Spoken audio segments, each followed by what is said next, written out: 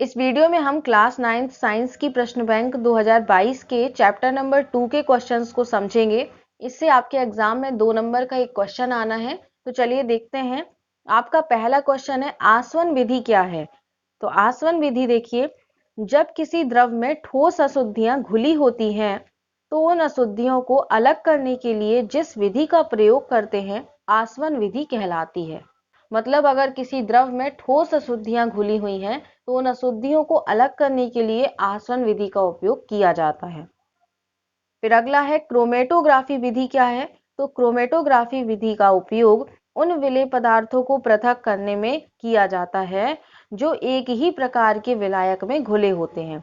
मिश्रण से उन पदार्थों को पृथक करने की विधि क्रोमेटोग्राफी कहलाती है। जैसे मान लीजिए जल है, जल में हमने स्याही और डाई, ठीक है ना, उन दोनों को मिला दिया तो जल बन गया विलायक। अब विलायक में हमने क्या किया, अलग अलग विलेय पदार्थ मिला लिए, एक स्याही मिलाया और डाई मिलाया, है ना। तो अगर हम स्याही और डाई को अलग अलग करना चाहते हैं जल से तो उसके लिए हम क्रोमेटोग्राफी विधि का उपयोग करते हैं। अब देखिए यहाँ पर क्या कहा गया है कि उन विलेय पदार्थों को पृथक या अलग करने में किया जाता है जो एक ही प्रकार के विलायक में घुले रहते हैं, ठीक है। तो इस विधि को हम क्रोमेटोग्राफी कहते हैं।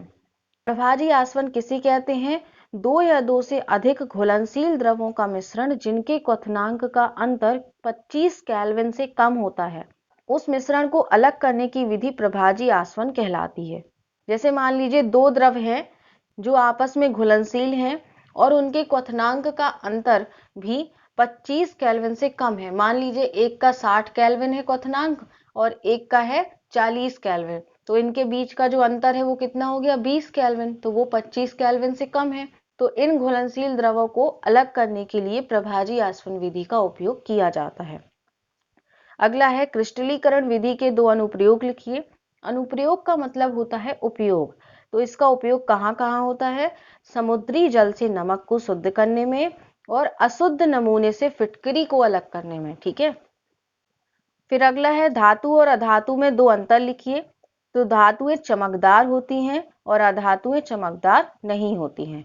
धातुएं ऊष्मा और विद्युत की सुचालक होती हैं, अधातुएं ऊष्मा और विद्युत की कुचालक होती हैं।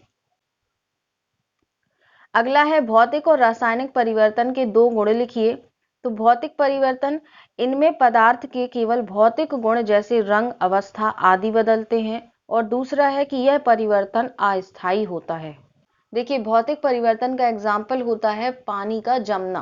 तो देखिए पानी जो था वो द्रव अवस्था में था और जब वो जम गया तो वो किस में बदल गया, बर्फ में। यानी क्या हुआ, उसकी अवस्था बदल गई ना, द्रव से वो ठोस में आ गया। दूसरा कहा गया है कि यह परिवर्तन अस्थायी होता है। अब देखिए अगर बर्फ को पिघला दिया जाए तो फिर से हमें पानी मिल जाएगा, जल मिल जाएगा। मतलब जल से बर्फ और बर्फ से जल फिर से मिल सकता है। तो ऐसा परिवर्तन जिससे हम दोबारा से उसी वस्तु को प्राप्त कर सकते हैं वो हमारा भौतिक परिवर्तन कहलाता है। फिर अगला है, रासायनिक परिवर्तन।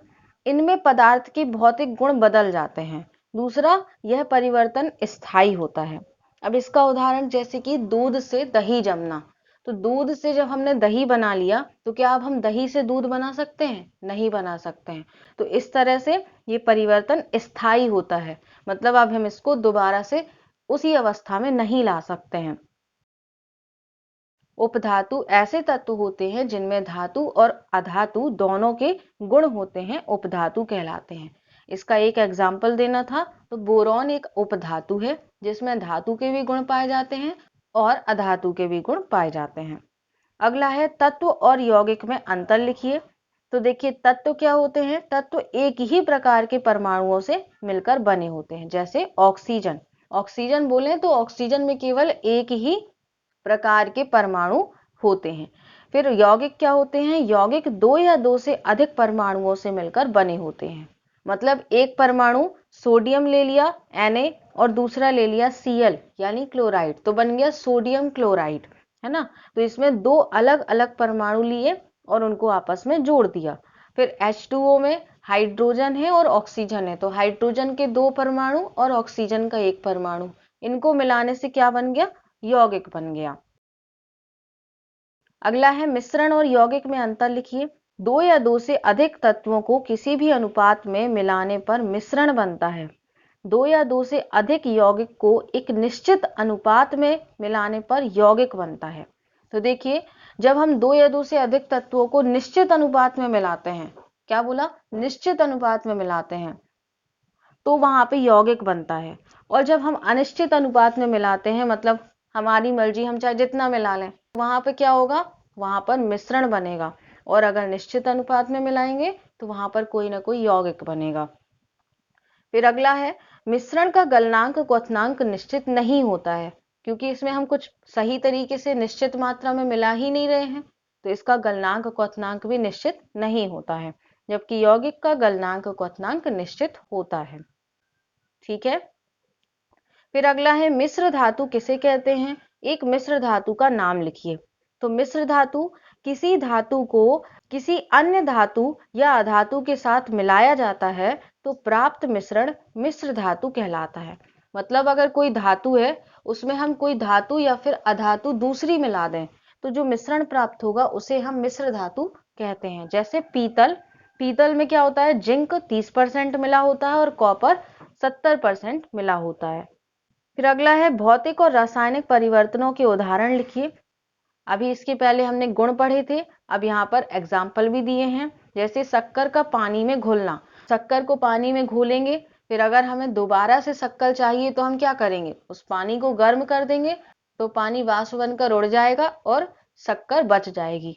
तो इस तरह से हम शक्कर फिर से प्राप्त कर लेंगे।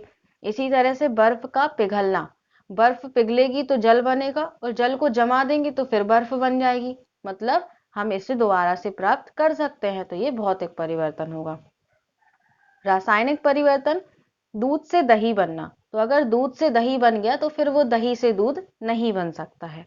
इसी तरह से लोहे में जंग लगना, जब हम लोहे का कोई सामान लेके आते हैं तो वो बिल्कुल नया रहता है, फिर धीरे धीरे जब वो पुराना होता जाता है तो उसमें धीरे धीरे जंग लगती जाती है ना।